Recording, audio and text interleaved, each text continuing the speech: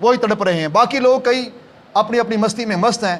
जो बंदा जिस काम पे लगा उन्हें पता ही नहीं क्या हुआ है, उन्हें बताना पड़ता है भाई ये मामला बन गया है, कोई थोड़ी मेहरबानी कर, कोई थोड़ा 100 200 500 हज़ार तू भी अपनी कमाई में से निकाल, वही बड़ा मुश्किल उसके लिए हो जाए। ओह मैं कटांगा हूँ, ये नहीं सोचता कि रोज़ लारन भाई दे इधर लो, रोज़ कहते हैं जनाब ख़तरा है, आप फलां पुल पे आ गया, फलां पुल क्रॉस कर लिया, फलां जगह आ गया, बस आया अभी आया अभी आया अभी, ये नहीं नदान जानते अभी आ गया ना जी तो ये सारे का सारा जनाब चला जाएगा। अपने हाथ से 1000 देना भी बड़ा मुश्किल हो गया है, घर से 2-4 कपड़ों के जोड़े देने बड़े मुश्किल बन गए हैं, और जब वो आएगा ना तो तन के कपड़े भी ले जाएगा, फिर वो बर्दाश्त करेंगे, उसका कोई अजर भी नहीं मिलेगा। ये जो हाथ से देंगे इसका अजर मिलेगा, और आने वाला अजाब भी टल जाएगा।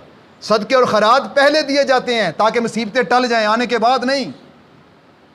आज गली गली मोहल्ले मोहल्ले जनाब लोग मांगते फिर रहे हैं दो जी, और लोग आगे से गुस्से भी कर लेते हैं, और ये होंते को लेके गया ले, होंते बड़ा ले गया। और यार तू शुक्र कर, जितना भी दे कम है, अल्लाह ने तुझे मौका दिया है, तेरे घर में कोई बेकार चीज़ें पड़ी हैं वो भी जाकर दे दे, आज तो तेरे वो भी तेरी बख्शिश का सामान बन जाएगा।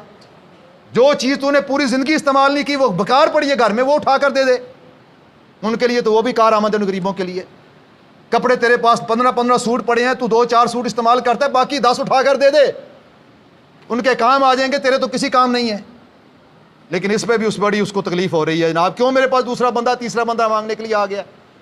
तो शुक्र कर तेरे पास मांगने के लिए आते, तू मांगने के लिए किसी के पास नहीं गया।